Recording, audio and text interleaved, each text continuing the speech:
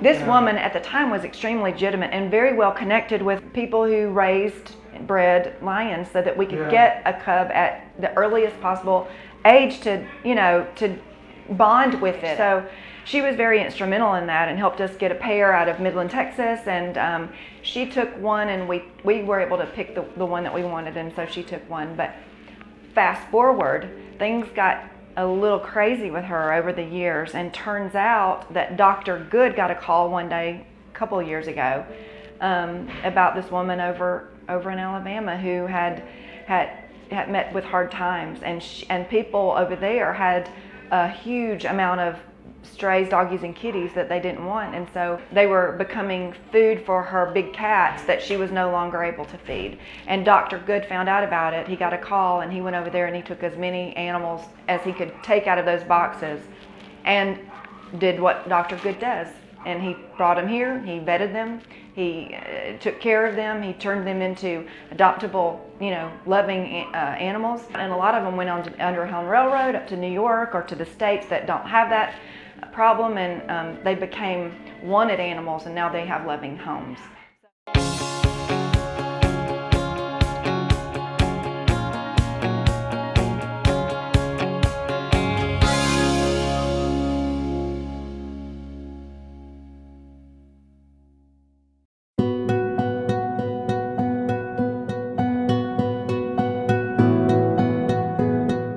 Dr. Good is completely 100% all in for the right reason. He's got a heart for it. If anything, the world owes Dr. Good for all the sleepless nights. I don't know when he sleeps. I don't know when he washes his clothes. And he does it because he wants to save the animals.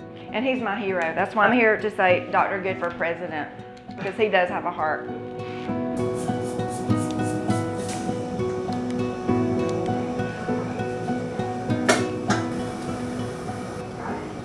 These other ones are tinky, right? The other ones are nothing. This is the one I'm concerned about. This is perfect. It just popped up. Clients are concerned. They want it off. Dogs are no different than people. They develop tumors. How old is this dog, Andre?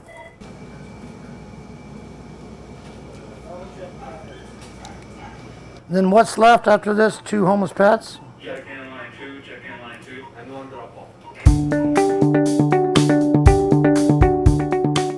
Well, I will tell you that the first time I ever met Dr. Good, I was working at a little bitty television station just right on the other side of the interstate. I found this little mouse in a glue trap, and I was like, oh my gosh, I can't just let it just wiggle around this glue trap, and I knew that there was a veterinary clinic right around the corner. So I came over here, and by George, he helped me get that little bitty mouse out of the glue trap and cleaned it off. Not even a little bitty toenail was injured, and we released it, and he's been my best friend ever since. One day, I'm sitting there minding my own business, and Dr. Good calls me and he goes, Stephanie, I got something I've got for you, but you have to promise me that if you come by here and I give this to you, that you're not gonna get attached. Understand that it's not gonna amount to anything, and it's gonna not be here for long. This is called comfort care.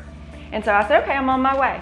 So I get here, and he hands me this little bitty teeny weeny, like not even half a pound puppy, and turns out it can't walk. It has hydrocephalus. And he said, now, Stephanie, if I let you take this puppy home, you have to understand you can't name it, because I'm not going to be responsible for you getting your heart broken. I said, okay, I promise.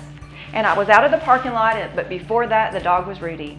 And Rudy, day by day, continued to breathe. And so Rudy went everywhere with me. And Rudy went in my backpack, on airplanes, to the Braves games, sat on my desk in a little bitty ferret bed. And if I had to get up to go to the bathroom, he was in the drawer. And sometimes I would come back and he'd be out of the drawer, but somebody else had him. Rudy was brought in by a lady who wanted to see if there was anything that Dr. Good to save this puppy that her pet had given birth to.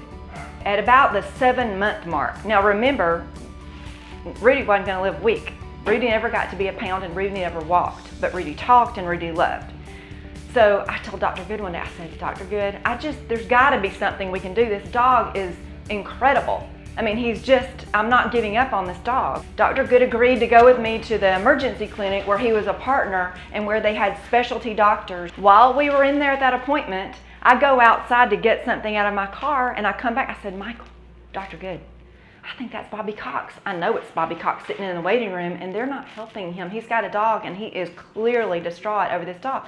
So Dr. Good goes out. Long story short, he's able to help Bobby Cox with his dog, save him about $4,500 just to take him back for 30 minutes, brings him back over to the clinic and saves this dog, and that starts a lifelong friendship with Bobby Cox and his wife and his family, which develops into Bobby Cox Paws Cause out at the farm in Adairsville, and now is Bark in the Park.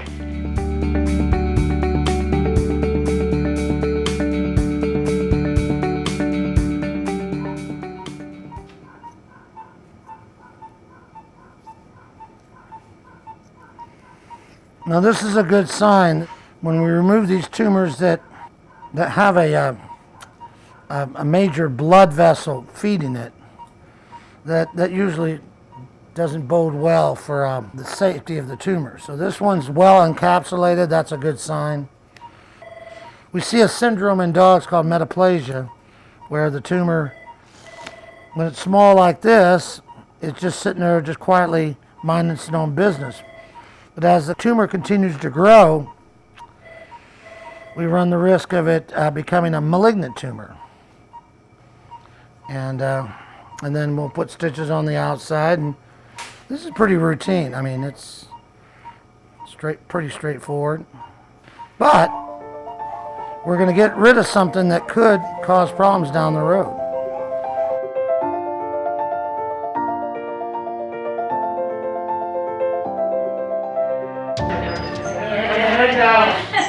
There she is. So this is like the third year that we've done this, and what our Homeless Pets Business Club does is we take up this one-page, color ad in a book that's our biggest publication of the year. But what I value most, and I appreciate that, but what I value most is the fact that they're just out there telling the story about how we need to find homes for all these homeless dogs and cats in Cobb County. And the fact that the local business would do that, I just give them tremendous credit. I hope we can inspire other small businesses to do this too. One way that we felt that we could make a difference is, we asked them to send us a picture and a story of one that they had had a very difficult time adopting. Kitty, puppy, dog, cat, we didn't care. We just wanted the ones that they had the longest. Mm-hmm. And so we would promote that in our newspaper until it became adopted.